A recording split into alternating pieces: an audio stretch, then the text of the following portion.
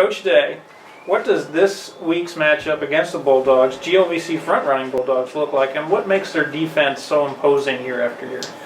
For those guys, it's just the way they play. It's nothing, special schematically. It's when you pop on film, every single play they go as hard as you possibly can play, and that's what makes them such a great defensive unit week in and week out, year in and year out, is the effort that they play with.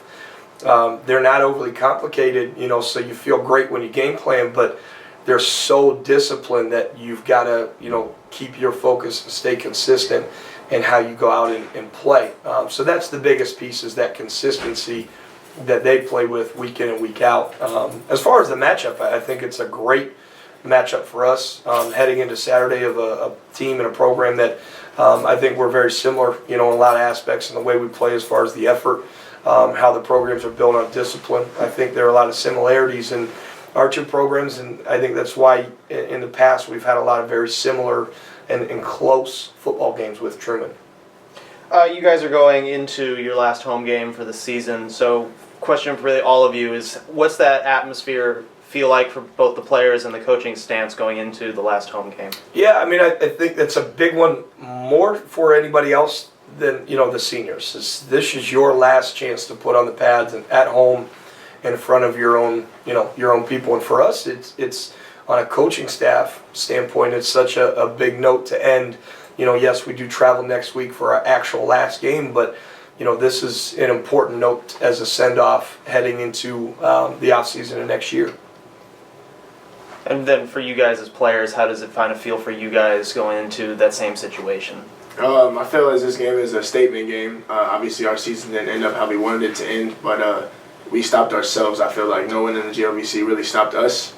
We made mistakes that we couldn't correct or take back, and this game is big for next year, just showing the people of the GLVC that next year the Pumas are going to come ready to play.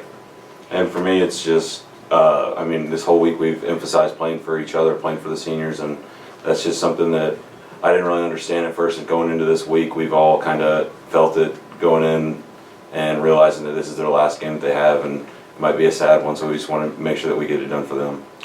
Gabe, going into your first season, what were the expectations, and right now with 2 games left, your overall impression of your first season? The expectations, I know from my household, were higher than most people. My dad used to play here, so there's always, he gives me a phone call every single day, lets me know that what I'm doing right, what I'm doing wrong, how to keep my head in it, and just keep grinding. So the expectations have been amazing. I'm so glad. I'm so glad that I came here. I love the school, and going into this week, I'm excited for tomorrow to do big things. Nate, you're kind of coming towards the end of your SJC career here, and you've had the honor of not only being on the football team but other athletic programs. How would you describe your SJC experience looking back on where you're at now?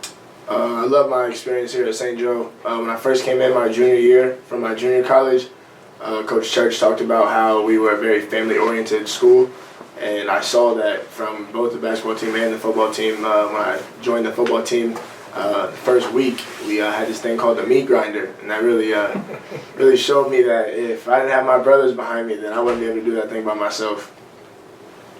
For both of you as players, one of the things that we've tried to do with all of our interviews is get to know our student athletes. So I guess we'll start with you, Nate. What's a special talent that you have that you feel you can share with us?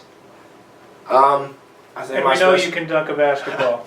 My most special talent I have, I don't know if it's considered a talent, but I'm very charmful.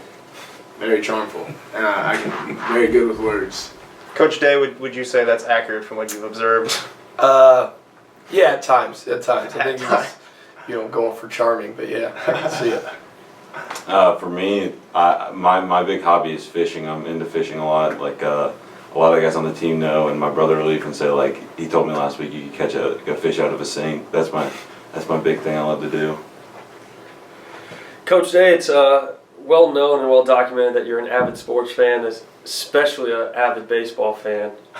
Can you tell us, after the epic Game 7 World Series championship win by the Cubs, what you were doing and what moment in that game really stood out to you? Yeah, it was. I think it was an amazing contest. The whole thing, to me, it was one of the best sporting events I've ever watched. In fact, I had the best seat in the house. I watched it right from the back of my eyelids pretty much the whole time because I was in bed. I didn't see any of it, and I'm just not a huge baseball fan. But good, for all the Cubs fans out there, I'm glad they got that one off their back. We'd like to thank Coach Nubis for joining us to ask that question of head coach Dan Day. And we would like to thank all of you guys for joining us today. Good luck this weekend. Thank you. Thank you. Thanks.